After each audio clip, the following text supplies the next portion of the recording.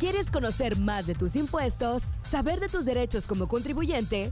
Sintonízate en Frecuencia Fiscal, un programa de análisis, difusión e investigación. ¿Eres emprendedor, estudiante o empresario? Frecuencia Fiscal es para ti. Te invitamos a ser parte de esta nueva cultura en los impuestos. ¡Comenzamos! Buenas tardes, bienvenidos a su programa Frecuencia Fiscal. Los saluda el contador público Hugo René Ortiz. Les recordamos nuestros datos de contacto, el correo electrónico dudas@frecuenciafiscal.com.mx, la página en Facebook Frecuencia Fiscal, el canal en YouTube Frecuencia Fiscal. Y bueno, pues les mandamos un saludo a todos aquellos que nos están sintonizando a través de Facebook Live. Bueno, a aquellos que apenas nos están sintonizando, estamos comenzando el programa y antes de iniciar, temas importantes. Primeramente, la cuestión de el dictamen del Seguro Social, ¿no? Este dictamen que prácticamente vencía en el mes de septiembre y acaban de dar hace un par de días una prórroga que es de 15 días, entonces para el 15 de octubre. Aquellos que no han presentado el dictamen todavía tienen tiempo y es importante que lo revisen. Y otra cuestión importante que quiero destacar, prácticamente el día de hoy es el último día hábil del mes de septiembre y esto es importante por la cuestión de los complementos de pago, ¿no? Ya hablamos en programas anteriores de este tema. Hoy únicamente lo que quiero hacer referencia es que estos complementos de pago pues es sobre un pago que esté identificado con una factura, con alguna operación económica. Entonces si por ahí tenemos depósitos que no hemos identificado, ese va a ser un dolor de cabeza porque no vamos a tener los elementos para poder expedir un complemento de pago. Entonces, mucho ojo, analicen cuál es su situación y quizás en algunos casos la solución, aunque financieramente no es la mejor, sería regresar el dinero. Y bueno, el referente también tener presente la regla miscelánea que comentamos el programa pasado, que aunque no te paguen en el momento que expides la factura, por ahí hay un plazo hasta el día 17 del mes siguiente, pero con ciertas reglas. Si quieren tener esto presente, bueno, les recomiendo que vean el programa de la semana pasada, donde al inicio platicamos ampliamente sobre esta regla miscelánea. Y bueno, para el programa del día de hoy, mandarle un saludo a todos aquellos que nos están sintonizando y que tienen que ver con esta materia del IVA, ¿no? Este IVA que es un dolor de cabeza para algunos y que sabemos que para todos aquellos que están ajenos al tema contable y fiscal, el que el IVA no aparezca en la factura es intrascendente, pero quienes estamos de este lado sabemos que es muy importante identificarlo de forma correcta. Entonces, vamos a hablar el día de hoy sobre lo que es la tasa cero de IVA y para eso nos acompaña el contador público Mario Alberto Cedillo del Grupo Financiero Base. Mario, gracias por acompañarnos. Hola, ¿qué tal, Hugo? Buenas tardes para todos los que nos escuchan. ¿Qué tal? Buenas tardes, Mario. Si te parece, nada más así en términos general, mencionar que en IVA hay tres tasas, ¿no? Que es el 16%, que es la tasa general, 0% y exentos.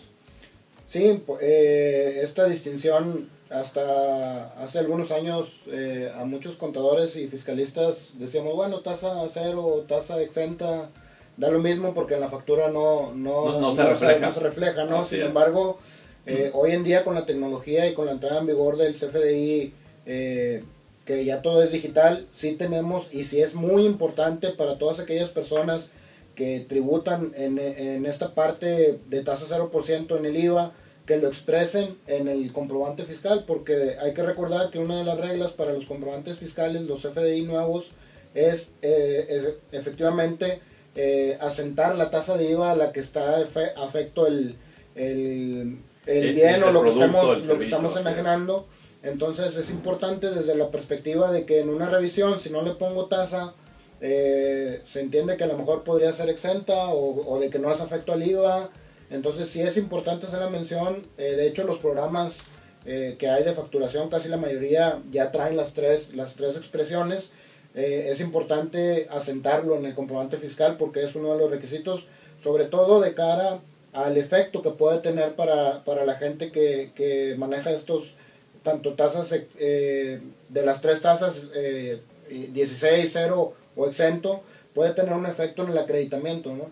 Así es, sí, esto como lo comentas, a la tecnología, al CFDI, toda esta clasificación que a lo mejor es algo que no ven los contribuyentes o los usuarios, pero en el XML por ahí está definido una serie de características, entre esas la tasa de IVA, que con eso la autoridad en cualquier momento puede validar si lo que tú estás facturando lo estás haciendo de forma correcta.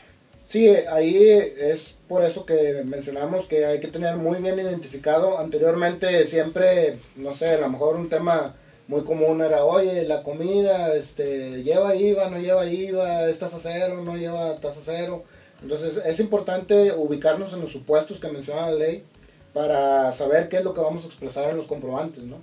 Así es, Mario, y también si te parece como punto de partida nada más, unas distinciones muy generales entre tasa cero y exentos, que algunas de ellas ya por ahí en la página de Facebook, cuando subimos el post del tema del día de hoy, ya algunos usuarios por ahí hicieron referencia a ellas, pero para quienes no han tenido oportunidad de visitar la página en Facebook, bueno, un tema de ellos era que quienes aplican la tasa cero tienen derecho al acreditamiento de IVA, quienes aplican tasa exenta no tienen derecho al acreditamiento. También la cuestión del DIOT, ¿no? Quienes tienen tasa exenta de IVA, bueno, pues ahí no les aplica la DIOT.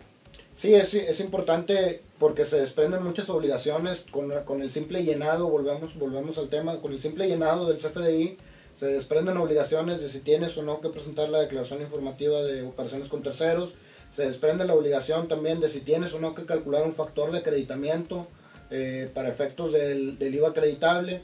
Hay que recordar que la tasa cero equivale, si bien no lleva un impuesto desglosado en el comprobante fiscal, equivale a que todas tus operaciones son grabadas para efectos del IVA, y en ese sentido, si tienes operaciones al 16 y al 0%, pero no tienes exentos, tu acreditamiento sigue siendo al 100%. Más sin embargo, si dejas de llenar, digámoslo así, o le pones exento a algo que es tasa cero, en automático la autoridad podría definir que tú tienes obligación de determinar un factor de acreditamiento en lugar de acreditarte el 100% del IVA de tus gastos. Así es, sí, esta pequeña diferencia tiene una trascendencia muy importante. Mario, y si te parece, vamos a comentar algunos ejemplos de lo que es tasa cero en el caso de enajenación en general, ¿no? Sí, bueno, conforme a lo que marca el artículo 2A de la ley del IVA, algunas enajenaciones que están afectas a la tasa cero son los animales, los vegetales, las medicinas de patente, que bueno, por ahí ya surgió una reforma, adelantándome un poquito, ya surgió por ahí, alguien propuso que también los medicamentos estén afectos a la tasa del 16%, pero bueno, ahorita son propuestas, no hay nada en concreto. Exacto. Pero bueno, por lo pronto están afectos a la tasa cero. Todo lo que son saborizantes, chicles, hielo, ixtle, prácticamente artículos de la agricultura que enajenemos, siempre y cuando, esto es muy importante, siempre y cuando no estén procesados. Exacto. Ahí hay un tema muy fino entre qué se entiende por procesado y por no procesado, y por ahí hay algunos supuestos en el reglamento y también en la resolución miscelánea que sería importantes por ahí echarles un ojo antes de determinar si estoy en presencia de un tasa 0% o un tasa 16%, porque, por ejemplo, el empaquetar un grano no necesariamente quiere decir que esté procesado, pero si ese grano lo tostaste sí. Y luego lo empaquetas, ya estás en otro supuesto. Entonces hay que tener cuidado con ese punto, ¿no? Sí, cosas que quien está en esa industria identifica cuándo está industrializado, cuándo no, y que para un mortal quizás suene irrelevante el tema de que si se tuesta o no, pero fiscalmente sí tiene implicaciones importantes. Tiene una implicación importante, exactamente. Sí, y por ejemplo también la cuestión de los alimentos, ¿no? Que siempre ha sido un tema bastante álgido, de que si ciertos comercios y el alimento que están vendiendo, si está industrializado o no, y el tema del IVA, ¿no? Sí, este tema ha sido con un contrapunto siempre entre el sector de alimentos y la Secretaría de Hacienda, bueno, en este caso el SAT. Hay inclusive amparos, hay inclusive cadenas de restaurantes que tienen amparos ya en firmes para no cobrar el IVA. Hay otros que sí lo cobran. O sea, en realidad no hay un criterio uniforme, digámoslo así, porque pues como siempre nuestra ley da lugar a interpretación. Entonces es importante por ahí muchas veces el problema se lo dejas al contribuyente, porque si la autoridad determina que sí lleva IVA y no lo trae trasladado, pues prácticamente no estás cumpliendo con el requisito y para ti sería un gasto no deducible, ¿verdad? Así es, ¿no? Y digo, nada más para ejemplificar esto que comentaba Mario, ¿no? Nos ha tocado casos que de repente tenemos que analizar y de repente sabes que ese producto tiene competencia y vas a un comercio y en uno trae IVA, otro no trae IVA y entonces te das cuenta que pues no hay un criterio definido, o puede ser que alguno de ellos, como comentabas, tiene algún amparo, algún recurso particular que le permite no cobrar IVA. Entonces, aquí la moraleja sería, si tú tienes un producto que sabes que está en la rayita o que no tienes claro, bueno, pues hay que hacer el análisis y clavarte, porque si no cobras IVA y al final si lleva IVA, financieramente te estás perjudicando, ¿no? Porque puede ser que creas que tengas un margen de utilidad importante y resulta que era el IVA. Exactamente, es importante por eso ubicarse en los supuestos y bueno, realmente ser lo más objetivos posible, no hacer una interpretación de esto creo que es lo que me conviene, sino esto, más bien ahora con todo el tema de fiscalización que tenemos ya encima por medio del buzón, más bien las interpretaciones ahora van encaminadas a cómo lo vería la autoridad, no cómo lo veo yo. Entonces, exacto, es importante tener en mente que una interpretación siempre debe de ser que esté de acuerdo la autoridad con lo que yo estoy interpretando, ¿no? Así es, y esto también es importante porque recordemos que si tienen tasa cero de IVA, en muchos casos les genera saldo a favor de IVA. Entonces, cuando van y piden la devolución, pues la autoridad primeramente revisa si están enajenando o prestando servicios que están afectos a tasa cero, porque es la consecuencia natural de un saldo a favor de IVA. Sí, es importante porque la autoridad últimamente, la verdad es que ha excedido sus facultades de comprobación al momento de hacer una devolución, o al momento en que te acercas a hacer una devolución. Más sin embargo, pues es entendible, ¿no? Por todo el tema de empresas fantasmas y cosas así que hay por ahí en el mercado. Entonces la autoridad se excede, pero también muchas veces si nosotros no tenemos bien soportado todo lo que estamos haciendo, pues dejamos dudas que son cabos sueltos, que al final de ellos se puede tomar la autoridad la atribución de simplemente negarte la devolución. Entonces es importante tener un análisis, tener bien amarrado el tema de por qué estoy considerando que estás a cero, para en el caso de que llegue a solicitar una devolución, pues tener los elementos suficientes para que ésta proceda, ¿no? Así es. Y bueno, también otros ejemplos de bienes, pues pudiera ser el caso de libros, periódicos o revistas, esto siempre y cuando sean editados por el mismo contribuyente. Sí, esto es importante. Aquí muchas veces las librerías quedan ahí en el aire porque son distribuidores, sí, pero luego tendrías que ver si el libro lo tienen en consignación o lo están vendiendo ellos. Entonces hay que tener cuidado, la gente que está en este medio, de qué es en realidad la acción que estoy realizando, ¿no? Entonces es importante, aquí la ley es muy clara, habla exactamente de quien está editando el libro, no de que lo maquile o cosas de este tipo, ¿no? Y también de esto tener presente, ahorita en la era de electrónica, que hay comercio electrónico y demás, que pues a lo mejor el libro lo compramos en tal página, pero resulta que nos lo envió un tercero, entonces quién es ese tercero, es la editorial, etcétera,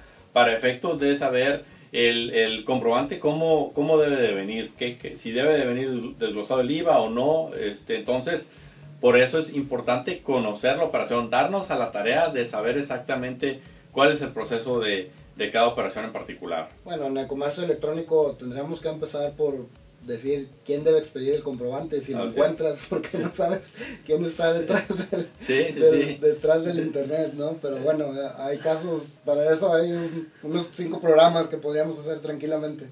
Entonces, así es. Pero bueno, en principio el deber ser es que deberíamos de tener un comprobante, ¿no? Al final de cuentas. Es correcto. Y si ahora vamos a brincar un poquito ahora el tema de los servicios, ¿no? Porque anteriormente estuvimos hablando de bienes, pero en el caso de servicios también hay algunos muy bien definidos, y me refiero por ejemplo al caso de comisiones o contraprestaciones que tengan que ver con, por ejemplo, un crédito hipotecario. Sí, ahí hay que tener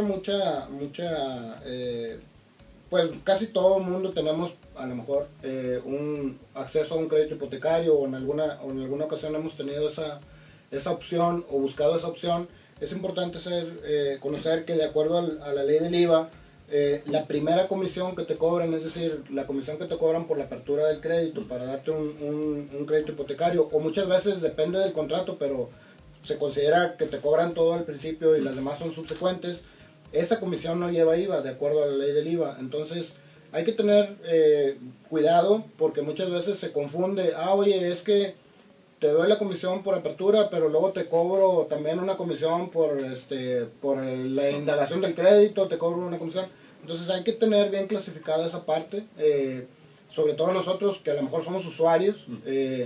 La gente de la banca obviamente pues ya tiene el expertise completamente bien definido, pero sin embargo para nosotros que vamos a solicitar el crédito, pues es importante que conozcamos que esta parte nos afecta directamente, porque si nos cobran el IVA pues se encarece el producto, ¿no? Exactamente, sí, todos estos detalles, bueno, pues al final del día impactan en el bolsillo del consumidor, y por eso también cuando han salido estos temas de que si es un IVA generalizado y no, afecta por el tema de que el consumidor final es quien lo paga y a quien más le va a doler el bolsillo. Sí, este tema no es nuevo, ya tiene tiempo de que han dicho que la única manera de recaudar más, digámoslo así, es generalizar el IVA, más sin embargo, pues sí hay muchos temas finos que se podrían tocar, como por ejemplo la agricultura, que de por sí ya está poco desarrollada, y luego todavía encarecerle directamente el 16%, pues sí sería un golpe durísimo, ¿no? para todo el tema de agricultura. Siguiendo con el tema de los servicios, pues algo ahí muy normal que todos usamos son los servicios médicos. Exacto. Cuando vamos al doctor, que me ha tocado por ahí, me tocó una vez que me dijeron, oye, es que si quieres factura te voy a cobrar el IVA. Le digo, espérame, si los servicios del doctor están exentos, o sea, ¿por qué no se cobra el IVA? Sí. Y bueno, pues ahí digo, ya agarramos en curva al doctor, pero muchas veces esta parte pues no la desconocemos, pero toda la parte de servicios médicos es exenta. No así el tema de laboratorios y el tema de hospitales y todo ese tipo de cosas, ¿no? Estamos hablando de la prestación de un servicio personal por el médico directamente. Ya si le incluimos temas como el hospital, si le incluimos temas de productos, medicinas, ya estamos hablando de otro tema, ¿no?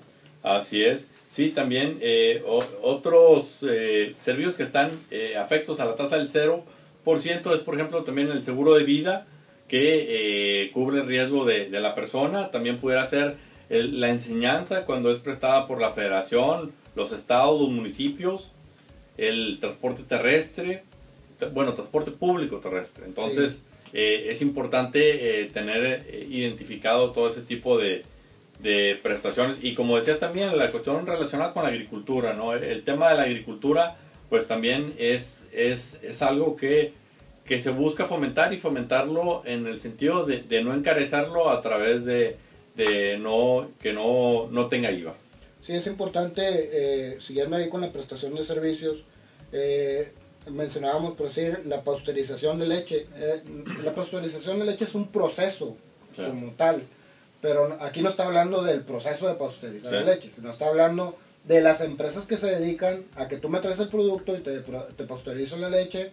A ese servicio es el que estoy hablando, no propiamente a pasteurizar la leche. Entonces, hay temas muy finos que por eso decimos al principio que tenemos que ubicarnos en el supuesto de qué es lo que estamos haciendo. Hay que recordar que la ley del IVA grava actos o actividades. La ley del IVA no grava a las personas que realizan los actos o las actividades. Es decir, quien tributa o quien genera el tributo es la acción que está realizando la persona, no la persona en sí, como podría ser la ley del ICR, ¿no? Así es, y qué bueno que comentas eso, porque al decir que graba actos, actividades, pues es actos, actividades realizadas en territorio nacional. Entonces aquí no importa si quien está realizando el acto o la actividad es nacional o es extranjero.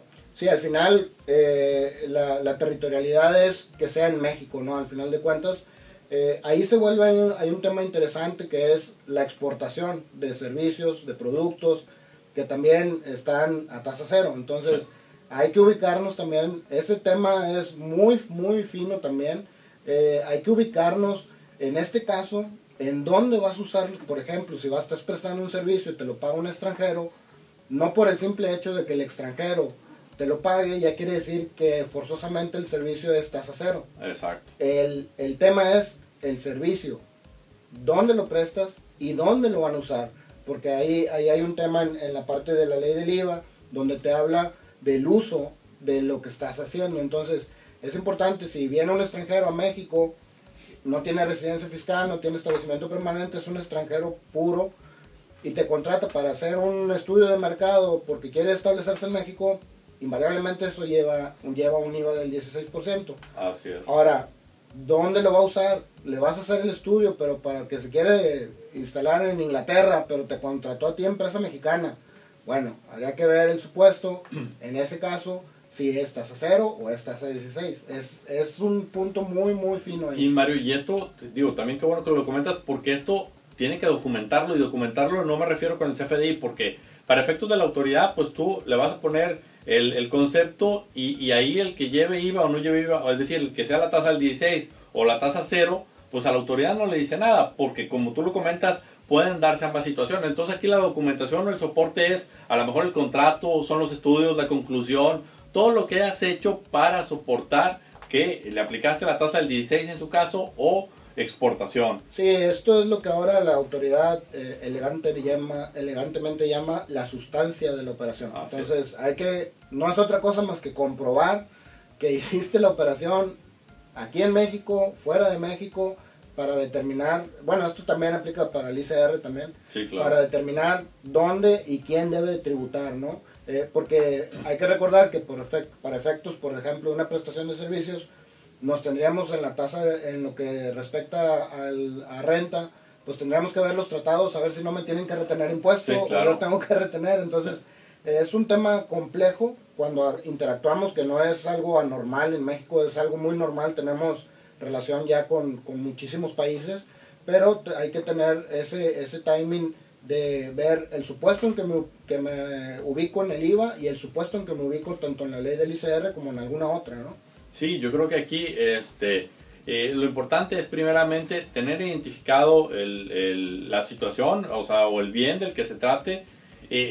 Otra situación, el otro punto sería dónde se va a llevar a cabo, ¿no? Porque ahorita decir nacional o extranjero, pues quizás es muy fácil cuando estamos hablando de bienes porque hay un pedimento de exportación, claro, pero al hablar de un servicio que es algo intangible, bueno, pues ahí ya estamos hablando de otro tema en particular, ¿no? Y también ver que todo esto coincida con lo que se plasma en el CFDI por el tema de las tasas que decíamos, que en el CFDI hoy en día se tiene que es la tasa, que hay que determinar la tasa, y nos ha tocado ver en la práctica que de repente pues se fijan ahora sí, como dicen, en el último numerito, en el total, que no incluye IVA, pero no tienen la precaución de ver si es de 16, cero o exento. Sí, muchas veces tiene que ver con la gente que está en facturación, ¿no? A lo mejor normalmente a lo mejor el fiscalista no es el que está haciendo la factura, o el contador inclusive. Tienes un área de facturación, tienes un área de compras, que son los que se encargan de todo el tema, pero obviamente si no los capacitas, pues para ellos da lo mismo que le ponga cero o que le ponga exento, porque el IVA no aparece, ¿no? Así es. Entonces hay que tener bien capacitada también a nuestra gente en estas áreas, porque ahora sí tiene una relevancia importante. Anteriormente no lo tenía porque la factura, digamos en papel, que existía anteriormente, pues simplemente el IVA se quedaba en blanco, sí, y no tenías obligación de decir si era cero o exento, tú lo determinabas en tus papeles de trabajo, ¿no? Sin embargo, hoy en día, pues sí tienes que tener el comprobante, ¿no? Y para poner así un ejemplo muy sencillo, si por error facturas productos con la tasa exenta, luego la autoridad esto lo va a validar, porque dice, si facturaste con tasa exenta, en el DIP, en la determinación del IVA, ahí está el factor. Entonces el factor pues ya no va a poder ser 1. Sí, ahorita que comentas, un punto importante también es, hay que tener cuidado cómo llenamos la declaración. Hay rubros específicos para la tasa cero. Entonces, sí, no es lo mismo que lo pongas en tasa cero no Exento, lleva IVA, sí. exento o todos los renglones que vienen ahí. Hay que tener cuidado porque eso, otra vez volvemos a decir, en base a eso la autoridad podría determinar que estabas obligado a determinar un factor de acreditamiento o simplemente todos tus productos son grabados. Hay que tener cuidado también con el llenado de la declaración. Sí, porque pues al final del día estamos hablando que es un rompecabezas de que tiene diferentes piezas y las piezas van desde el CFDI, van desde la declaración del DIP, van el complemento de pago, es decir, hay que tener mucho cuidado, ¿no? Porque incluso en los productos del catálogo del SAT, algunos están muy específicos que ya la autoridad desde el producto puede decir, este es exento, este lleva IVA, etcétera, tasa 16, entonces mucho ojo, ¿no? Mucho cuidado. Bueno, Mario, estamos en el último minuto del programa. ¿Alguna recomendación o sugerencia para quienes tengan que lidiar día a día con productos de la tasa del 0% o en temas generales con la cuestión del IVA? Pues en general con la ley del IVA hay que tener cuidado con lo que ubicarnos en el supuesto de que estamos haciendo, de lo que estamos haciendo, ya sea prestación de servicios o ya sea una enajenación, tener bien claro a qué tasa debemos de tributar y dependiendo de eso, el llenado de nuestro CFDI y el llenado de nuestra declaración. Son temas que van de la mano, que hoy en día el SAT ya nos puede fiscalizar con ese simple hecho de lo que pongamos nosotros en cualquiera de los 3 puntos. Entonces es importante tener la clasificación correcta, ya sea 16, exento o 0%, ¿no? Así es. Perfecto. Bueno, pues con esto nos despedimos. Mario, muchas gracias por acompañarnos. Gracias. Se despide el contador público, Hugo René Ortiz. Que tengan una excelente tarde. Hasta la próxima. Esto fue Frecuencia Fiscal. Te invitamos a seguirnos sintonizando todos los viernes de 2 a 2:30 de la tarde.